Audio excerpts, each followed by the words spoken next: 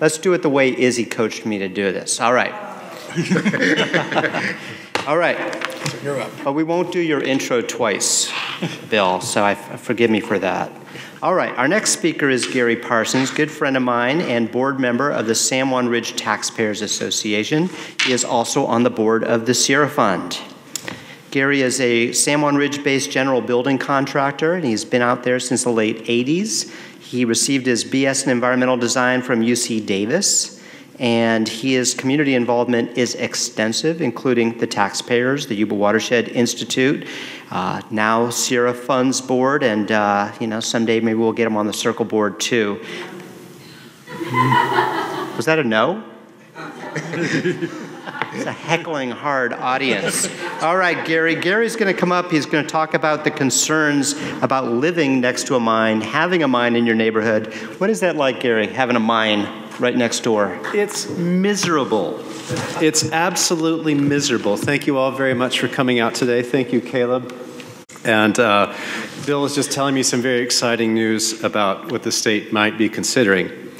I'd like to start with just a little quick story. I told a little bit of it this morning with what we're facing up there.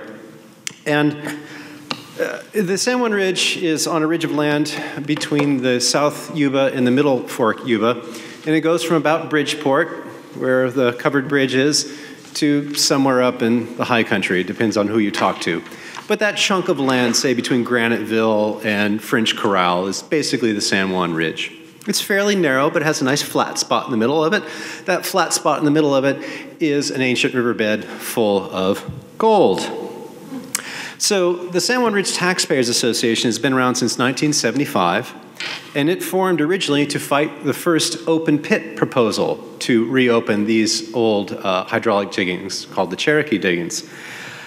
And Gary Snyder, the famous poet and writer and neighbor, lives on my road, or maybe I live on his road, I'm not sure. He got up there and started talking to the Board of Supervisors. This is at the county level, which, as you know, in California, uniquely, in all 49 other states do not do this, that the counties hold the cards. They're the ones who issue the permit. So that's a two-edged sword. You have the ability to actually affect local political decision-making because it's very, very close. I call my supervisor probably far too much. You have access, and that's an asset. But you also have an unequal distribution of skill throughout the 50-odd counties. 54? 52? 54? 58. 58? 50. 54. 50. I used to know this. Counties throughout the state. Some counties are a slap on the back and a good old boy, and you pay your $32 filing fee, and you're a minor. Some counties, like San Francisco County, don't even think about it. It's a city. How are you going to put a mine there? So it's wildly unequal distribution of expertise. And that has been a really ongoing problem and opportunity. So what that requires a citizen group to do is to spend thousands and thousands and thousands of community hours for 40 years fighting mine proposals that do not have to pass any threshold whatsoever of providing public benefit. All they have to do is provide proof that they might not add public hazard and public risk, health risks, environmental risks, not to mention the economic devastation that they can render onto a community when something goes wrong. So those thousands and thousands of hours are an untapped resource that is an unmeasured expenditure by the community. And it's energy that could have been used to do something positive. You spend all your energy trying just to stay at zero, as opposed to spending your energy to actually creating something that benefits the larger community. The mine applicant, the moment that piece of paper hits the county's desk, he's making money. Because with that application in play, it allows him to go to his investor base. And when you say gold, people fall out of the woods to invest in gold. It just makes people nuts. He's making money. I'm spending nights on the telephone, hours on the computer, organizing public meetings, driving all over here and there and everywhere, trying to find every official I can, which there is no list of who you need to talk to as an aggrieved citizen action committee. Who do you talk to? You don't know. You have to go find it out. The amount of research, the amount of meetings, the amount of time.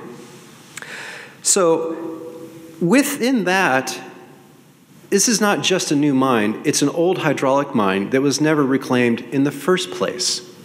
So you've got an insult coming on top of an existing injury. You don't even know how much this unreclaimed piece of land is already negatively affecting your community. In the Anwen Ridge, there are over 300 parcels within a 1-mile radius of the mine, and some 600 are within a 2-mile radius of the mine. The Anwen Mining Corporation needs to dewater the gravel body that they want to operate in. It's theoretically possible that they can plan that they will pump up to 3.5 million gallons of water out of the ground every day. This represents water equal to approximately 30% of all the domestic water wells throughout Nevada County. 3 million gallons a day, if you were here earlier and we're looking at some of these reservoirs, the Combi Reservoir would be filled in 10 days of pumping. That's 30 million gallons? Yeah, no, 100 days of pumping. This mine was seeking a permit that could be extended up to 15, 16, 17 years, 24/7, every day. That's a negative impact. It causes tremendous insecurity. It allows you to not understand what your real estate values are going to be. It precludes your ability to effectively sell your property when it's getting time to retire. We have an aging community. We have people whose sole asset is their home. Their homes are their retirements. There's no 401ks or nifty things looking out there. And with disclosure laws being what they are, our local real estate agents understand quite clearly that they must tell potential buyers that there's a mine potentially going in the neighborhood. They would be remiss in their professional duties if they didn't. So, SMARA is what's supposed to have protected us initially, and it's what's supposed to protect us now in terms of reclamation. And the state in Nevada County and the state have a horrible record of reclamation. You may have seen some slides of existing hydraulic mines. There's no money to do it. The landowners are long gone. The current landowners have no ability. In many cases, the current landowners is the feds or the state. They have no money. And so we're existing within this previously existing condition of negative impacts, and then here comes a mine on top of that. That mine does not have to prove any public benefit. It doesn't have to prove to the community that it's an asset. It has to do it politically, but it doesn't have to do it economically. CEQA, the California Environmental Quality Act, does have a small consideration for economic benefits, but it's not very large and it's not very powerful. There are other countries, Amsterdam, the Scandinavian countries, Germany, where for a project like this to go through, to even be applied, the applicant has to prove public benefit. That means it's on the applicant to fully assess what the impacts are. It's not up to the people trying to defend themselves to prove what the impacts are. And that's a very different way of looking at it. It implies that the existing community, which in California have grown up around most of these mines in the Front Range of the Sierras. Of course, there are mines out in the desert and things like that, that it's a different set of circumstances in terms of public impact. But in our case, it's households and livelihoods and your well water. They need to just recruit investment. So, the education of local decision makers becomes very important. And I'm really happy to hear that there is this notion of some sort of workshops to educate local decision makers. That's been a big missing hole. We've spent a great deal of time talking to our supervisors, talking to our planning department, getting documents in front of them, trying to show other worst case scenarios, what's happened. And it's slow. Staffs are diminished. In Nevada County, there's very few people actually working in the planning department. We're very lucky that the one lead planner has been there since the early 90s and has shepherded this mine through this process. Now this is his second time. And he told us when the applicant dropped the application on his desk, he begged the applicant to wait for a couple of years until he retired so he didn't have to deal with it again. It's caused a huge workload. This workload is not funded. County staffs lose the ability to do other things when they're having to deal with this thing. It's outsized compared to most county planning departments. It just kind of snowballs, and it always favors the applicant. Gold mining in California is really about selling stock. It's not about pulling gold out of the ground. You have to have a viable gold mine, or at least a pile of gold down there. Everybody knows the gold is down there. There's 200 to 400 million ounces of gold down there. But you would have to destroy an entire community to get it, and the discharge issues would just be catastrophic. So we need a clearinghouse. We need a best practices template. We need tools that local decision makers can take right off the internet, right off the state level departments. We need reading lists. We need compliance lists. 130 agencies, something like that. Some mines have X number of stakeholders. Some mines have X plus 10 stakeholders. The one person missing from that pie chart was the general public, specifically the community and the neighborhood. The people who are right next to something are the most impacted. If you're down in San Francisco or if you're Los Angeles, it has no impact whatsoever, other than the stirred up mercury and debris like that, but I'm not even talking about that on this one. We're hopeful that this particular application will die pretty soon.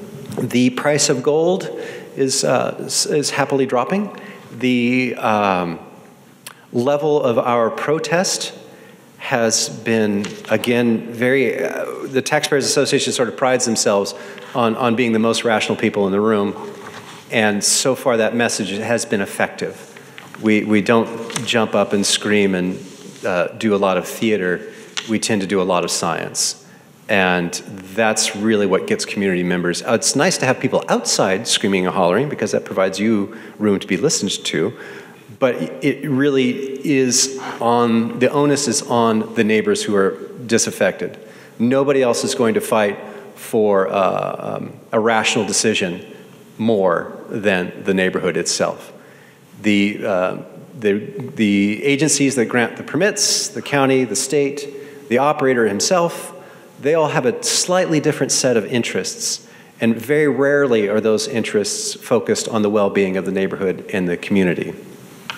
So with that in mind, this mine threatens our water, livelihoods, property value, watersheds, and health for the profits of a few wealthy investors.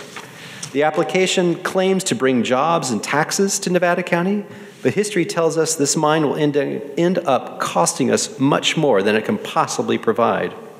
This issue is only the beginning of the threats that mining has on the entire county, the entire state, from job losses, water impacts, and revenue reductions. Speculative mining in Nevada County has lost its appeal to the people who actually live there. Thank you very much for your time.